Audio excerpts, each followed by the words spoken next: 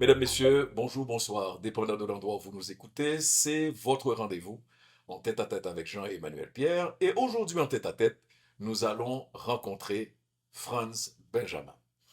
C'est le député de Viau, mais c'est difficile de présenter Franz Benjamin entre le poète, l'enseignant, le politicien, quoique de plus en plus ces dernières années, il est plus politicien qu'autre chose. Franz Benjamin, bonjour. Bonjour Pierre-Emmanuel. Le plaisir d'échanger avec toi encore une fois, Franz. Nous allons faire ça tranquille. Ouais.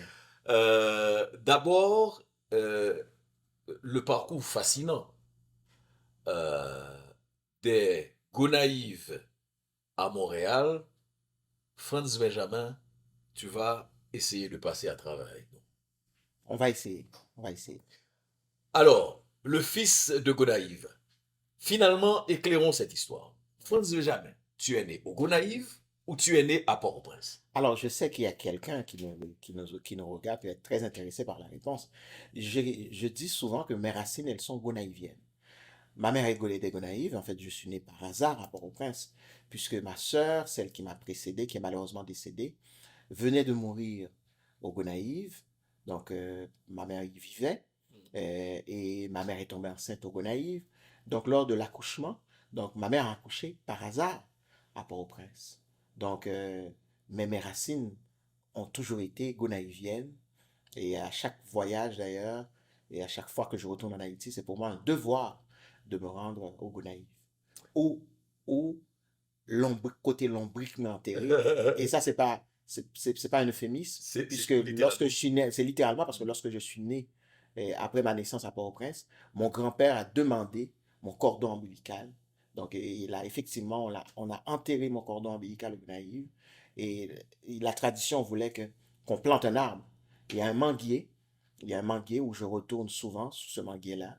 Il y a un manguier au Gonaïves, à la Brande, où côté lombrique moi enterré. Est-ce- pendant qu'on y parle, ça veut dire quoi? Est-ce que ça a une signification, Ah oui, un bien truc sûr. mystique? Ah oui, bien sûr, ça. Mhm, Il y a pas de mystique là-dedans, mhm, mais nous avons des traditions euh, qui sont très importantes. Le rapport à la terre, le sentiment d'appartenance, c'est très important. Et aujourd'hui, nous vivons, à toute fin pratique, une crise du sentiment d'appartenance dans la mhm, société haïtienne. mhm. Ce sentiment d'appartenance à nos villes, à nos régions, à nos localités, au pays, tout simplement. Euh, et ces traditions-là, ces rituels-là, ce sont des rituels importants, donc qui nous ramènent à ce qu'il nous restera toujours de plus précieux, c'est-à-dire notre appartenance à une collectivité, à un peuple, à une nation ou à un territoire. Avant d'aller plus loin, Franz, on revient euh, à ce que je disais tout à l'heure. Comment présenter Franz Benjamin? Ben, Franz tout court, je dis souvent, en fait, je suis très sérieux quand je le dis. Souvent, quand les gens m'appellent Monsieur Benjamin, je dis, ben, écoutez, Monsieur Benjamin, c'est mon père. Donc, appelez-moi Franz, c'est parfait. Mhm. Ben, qu'on le veuille ou non, tu ne peux pas empêcher aux gens de faire référence au titre. Et des titres, tu en as eu, Franz. D'abord, depuis l'entrée dans la politique active, euh, tu as quand même eu un certain nombre de réalisations, de responsabilités, mais aussi de statuts. Ouais. Euh, D'abord, avant d'aborder la question politique, je sais que Franz a eu un parcours intéressant. À quel âge Franz Benjamin est-il arrivé à Montréal? Je suis arrivé à Montréal, j'allais avoir 15 ans quand je suis arrivé à Montréal. J'ai quitté Haïti, j'avais 13 ans et demi à peu près. J'ai séjourné à New York. Très bien. Après mon séjour à New York, je suis débarqué à Montréal. Et c'est à Montréal que je terminerai mes études secondaires et ensuite mes études collégiales et universitaires.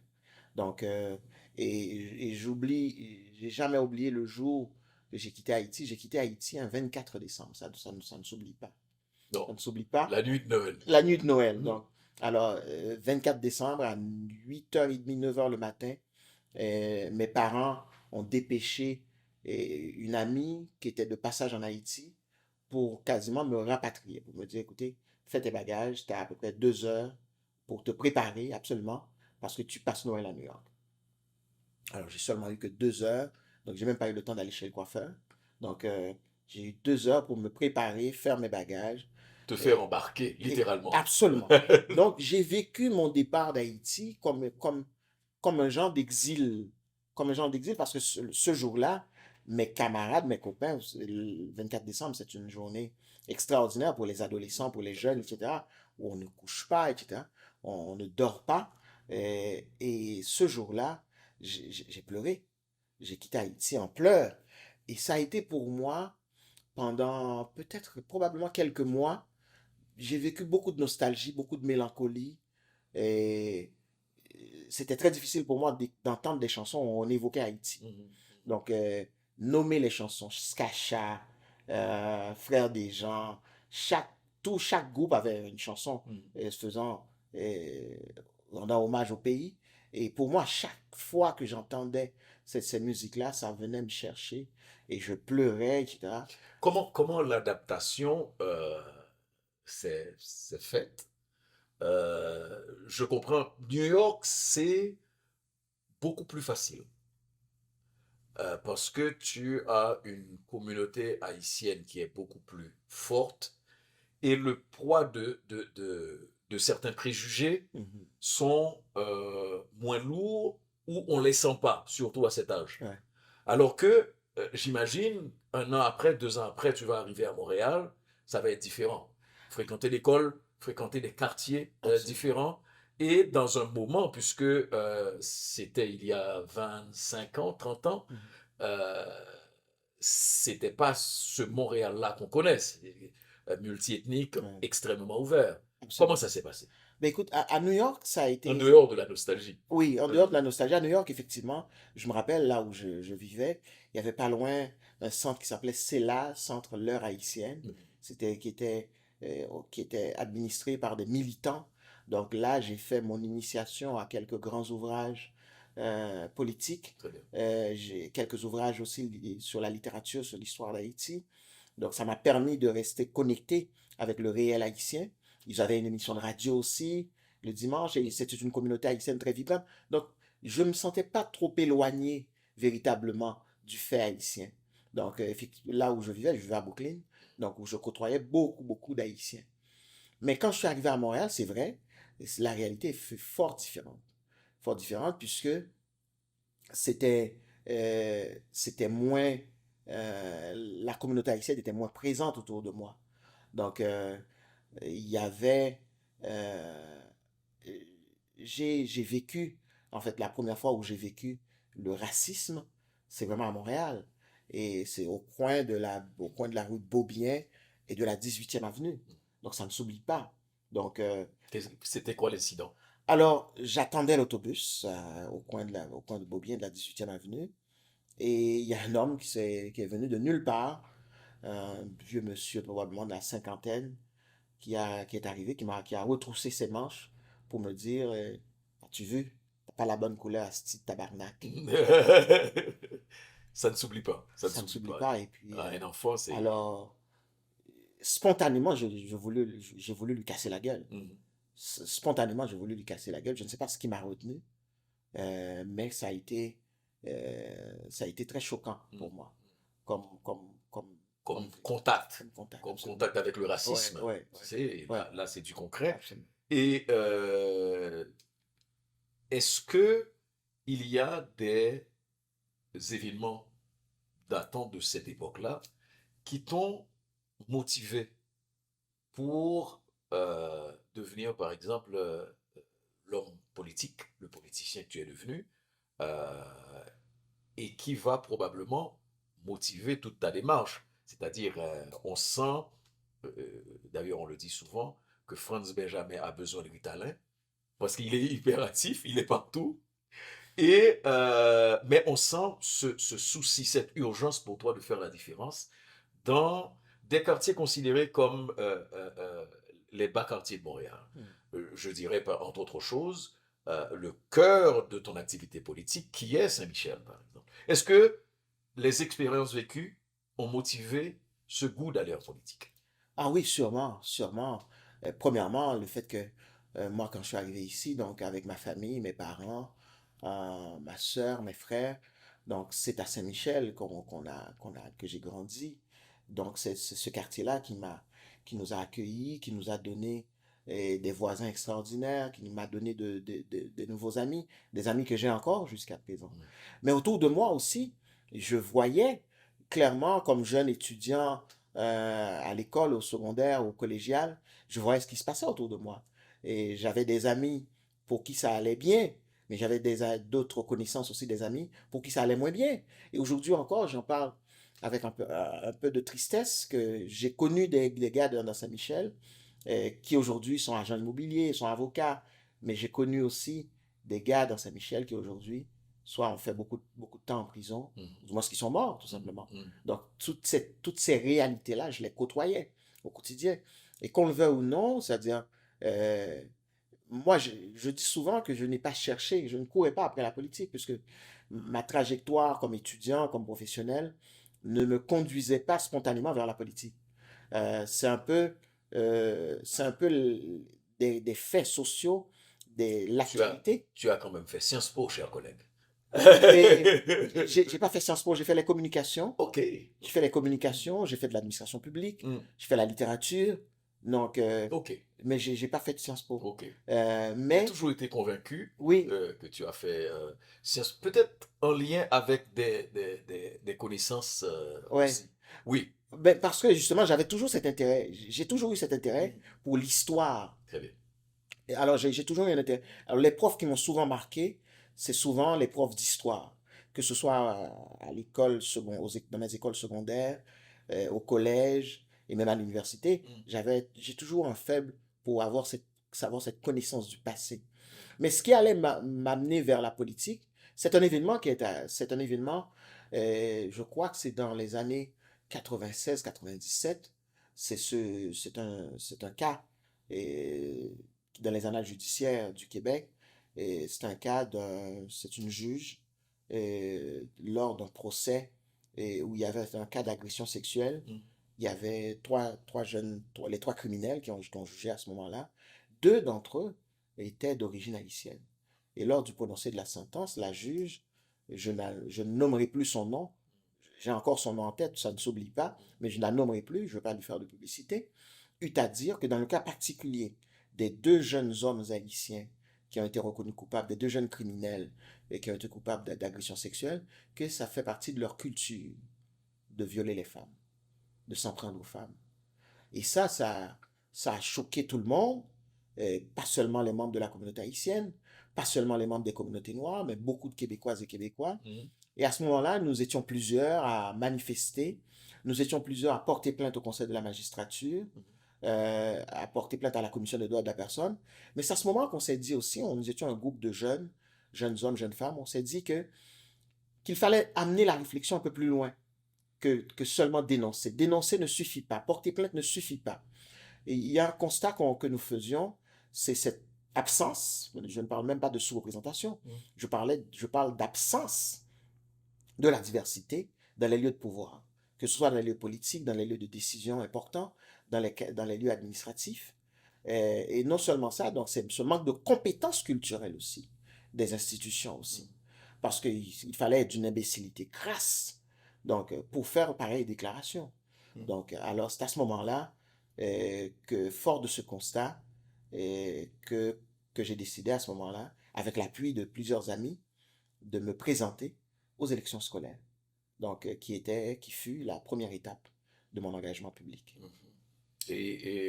Pendant longtemps, tu as été dans la commission scolaire de Montréal, à la commission scolaire de Montréal. À la Pointe de l'Île. Pointe de l'Île. Pointe de l'Île. Pointe de l'Île n'est pas de Montréal. Non, la commission scolaire de la Pointe de l'Île, c'est cette commission scolaire qui Mhm. touche tout l'est de Montréal. Ok, ok. Donc, à Mhm. partir de Saint-Léonard, aller jusqu'à Pointe-aux-Trembles, Très bien. incluant Montréal-Nord, incluant Anjou, etc. Ouais.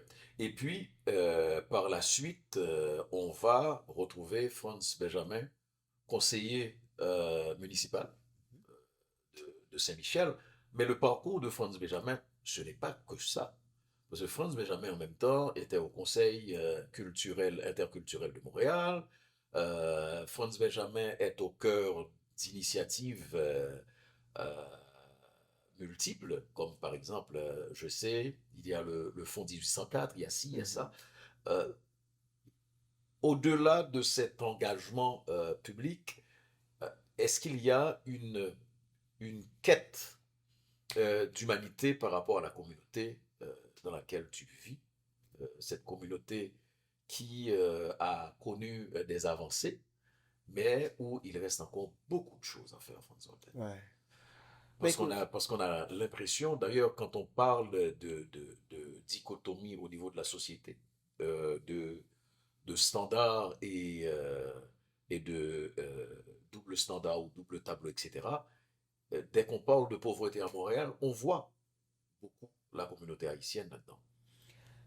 en fait, moi, ce que j'ai tenté, ce que je tente encore d'ailleurs, d'apporter comme posture politique, c'est cette sensibilité-là que j'ai par rapport à des territoires où j'ai vécu, où j'ai grandi.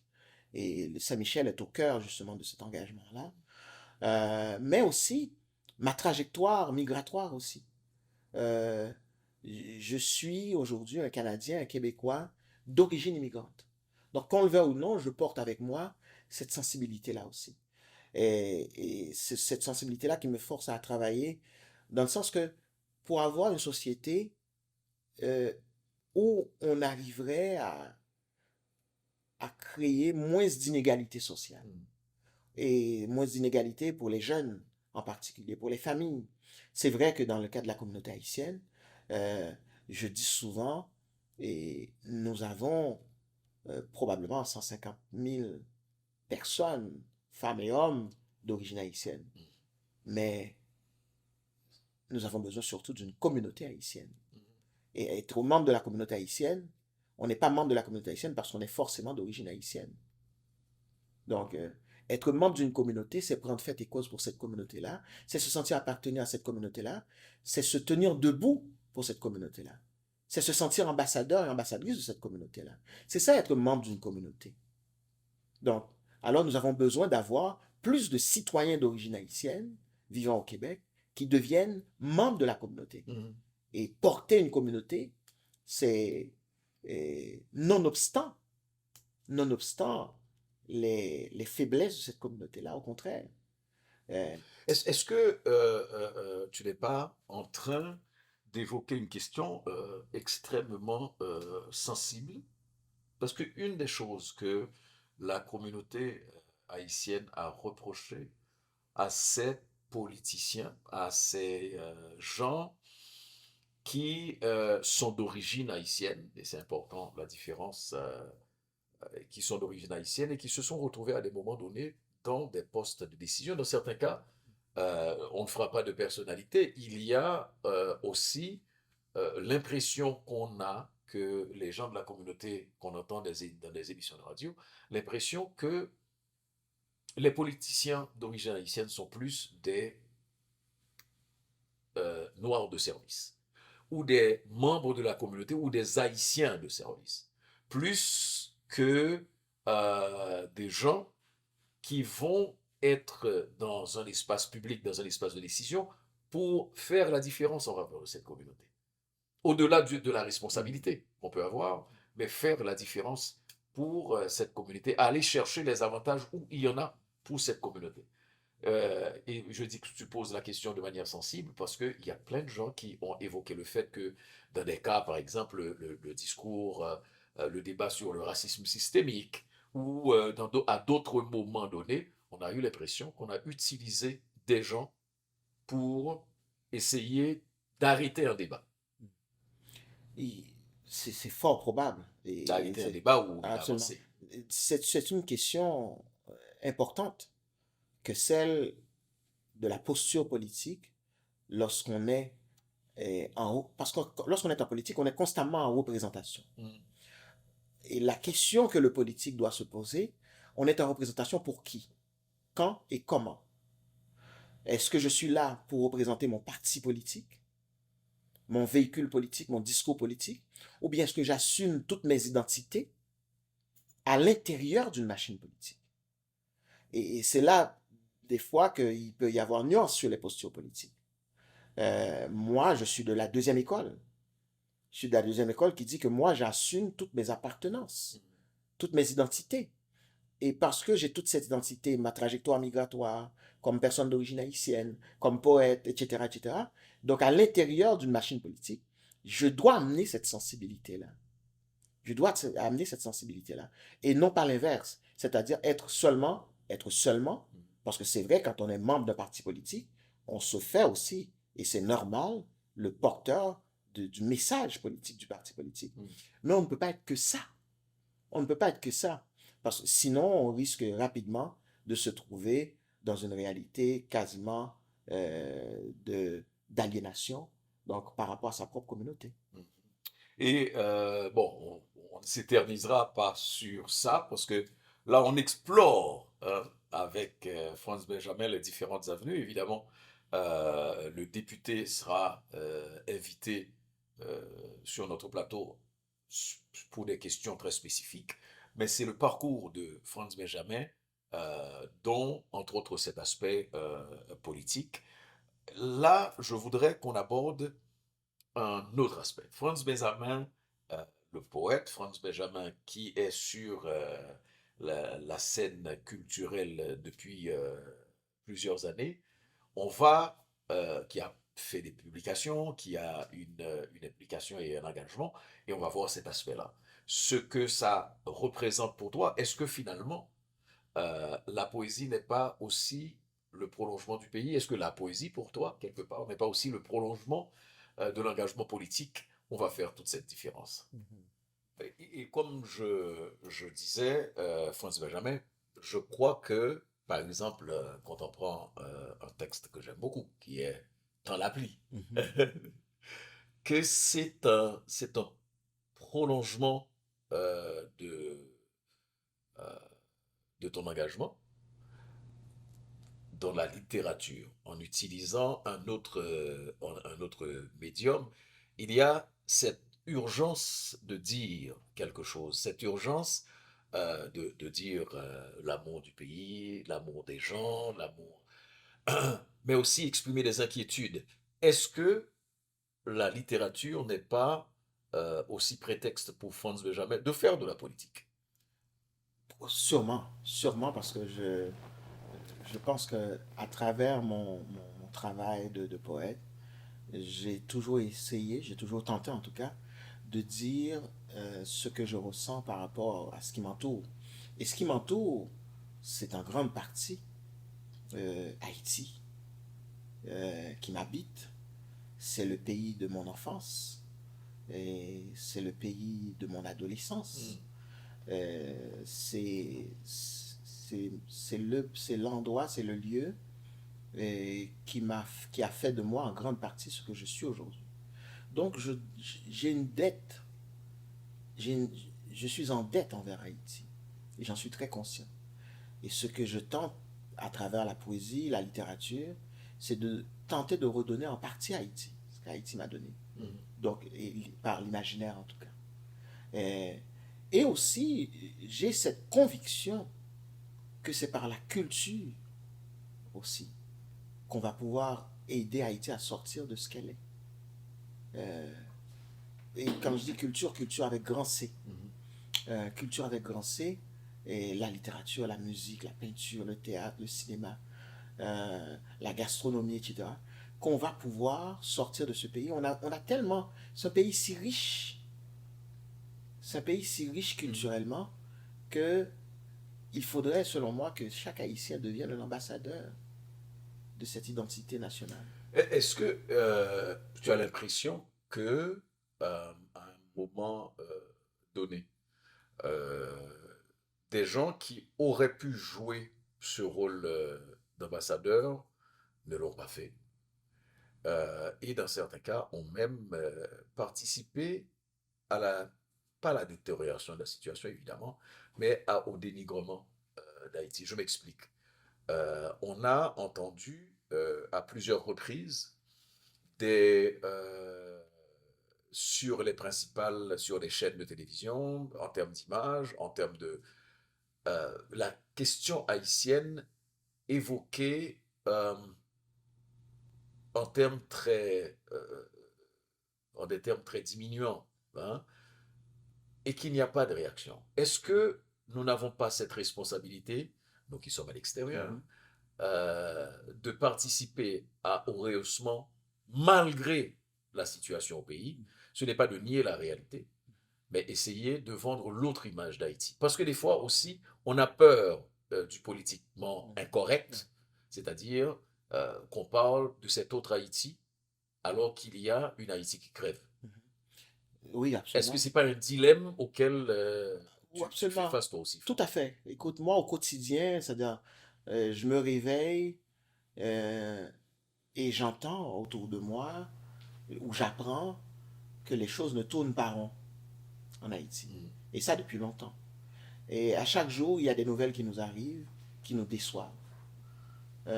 Mais si on prenait le temps de tendre l'oreille aussi, notamment sur l'Haïti profond, que je connais en partie, l'Haïti des régions, l'Haïti des localités loin des grandes villes, on verra aussi une autre Haïti.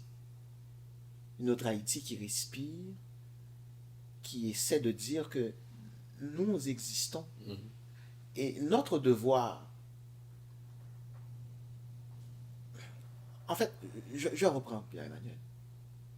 Nous avons un premier devoir envers Haïti, nous qui sommes à l'extérieur. Mhm. C'est un devoir de mémoire que nous avons envers Haïti, de verticalité. Mhm. Ce n'est pas vrai que l'expérience haïtienne, que l'expérience haïtienne soit une expérience de laquelle qu'il faille nous éloigner, nous tenir à distance, voire cracher dessus. L'expérience haïtienne est trop grande, est trop grandiose dans le cadre de l'expérience de l'humanité, l'histoire de l'humanité, pour qu'on crache dessus. La responsabilité cardinale que nous avons, c'est de dire haut et fort que la dignité de la nation haïtienne doit toujours être préservée et sauvegardée. Ouais. Ceci nous amène à parler de l'actualité immédiate, justement, avec ce qui est en train de se passer actuellement en Haïti, avec une communauté internationale dont on a l'impression qui roule Haïti et les Haïtiens dans la farine, avec une communauté internationale qui multiplie les promesses et surtout recule face aux engagements. Et là, je reviens sur un terrain relativement glissant parce que c'est aussi le politique que j'interpelle, le politicien que j'interpelle en France Benjamin. euh, L'attitude du Canada par rapport à Haïti est inacceptable. Parce qu'on a l'impression que la main vers laquelle le pays tendait est un mirage, en fait. Il y a une vérité de laquelle je ne me suis jamais détaché. Hmm. Cette vérité-là, elle est la suivante. Il n'y a aucun peuple qui a sauvé un autre peuple. Les peuples arrivent à s'en sortir par eux-mêmes. Aussi fantastique que puissent être les amis d'Haïti, l'expérience jusqu'à présent nous démontre qu'Haïti ne peut compter que sur le peuple haïtien pour s'en sortir. Mhm. Et l'erreur peut-être que nous avions commise, c'est d'avoir trop misé sur l'amitié de nos voisins, sur l'amitié des autres. Et je pense qu'il est grand temps qu'il y ait ce réveil, ce sursaut national, ce sursaut patriotique, pour dire que ce sont les patriotes haïtiens qui vont sauver Haïti. Sinon, nous risquons toujours de courir de déception en déception. Et aujourd'hui, ce qui se passe, que ce soit avec le Canada, les États-Unis, nommez-les, et l'analyse que tu as faite, ta compréhension des choses, j'en fais mienne, cette compréhension-là. C'est-à-dire que c'est une expérience visant tout simplement, surtout au cours des derniers mois, à rouler les Haïtiens dans la farine. Mhm. Et, et malheureusement aussi, il nous faut du même souffle aussi critiquer ceux qui sont au pouvoir en Haïti, les élites politiques haïtiennes, Ouais. qui ne sont, à mes yeux, qu'un ramassis d'échoués. Ouais. Bon, ça n'a pas commencé il y a 10 ans, ça n'a pas Ouais. commencé il y a 20 ans. La détérioration s'est s'est faite au fur et à mesure des années, au fil des années. Mais en même temps, les gens peuvent te dire, monsieur le député, les satrapes qui sont au pouvoir à Port-au-Prince, en grande partie, sinon généralement ces dernières années, c'est vous qui nous les avez donnés. Et là, C'est une situation politique créée par l'international, gérée par l'international, avec des gens qui sont sur le terrain, placés aussi par l'international, maintenus au pouvoir par l'international, d'où envers et contre tous les Haïtiens, envers et contre la majorité des opinions. d'où mon Mhm. appel à ce sursaut patriotique. Mhm. Selon moi, je ne vois qu'à travers ce sursaut patriotique, ce sursaut, j'ose même dire nationaliste. Donc, nationaliste dans le sens pur du terme, pas dans le sens De l'intérêt de national. l'intérêt Mhm. national. Il n'y a que ce sursaut-là qui nous permettrait de dire la patrie avant toute chose, de mettre la patrie en avant, la patrie avant les intérêts politiques, avant les intérêts monétaires, avant toute chose, la patrie d'abord. Il nous faut sauver ce pays, il nous faut sauver cette terre. Et, et pour cela, je crois que c'est c'est pas les amis et aussi amoureux, aussi affectueux qu'ils puissent être ces amis-là. Mhm. Donc je suis un peu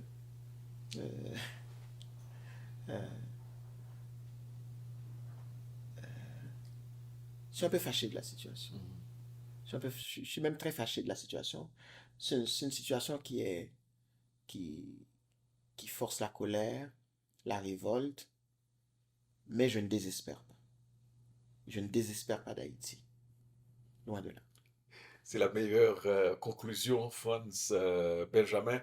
On aura, comme je l'ai dit, Franz Benjamin, euh, à d'autres occasions, certainement sur ce plateau pour échanger de culture, pour échanger de poésie, de politique, de tout.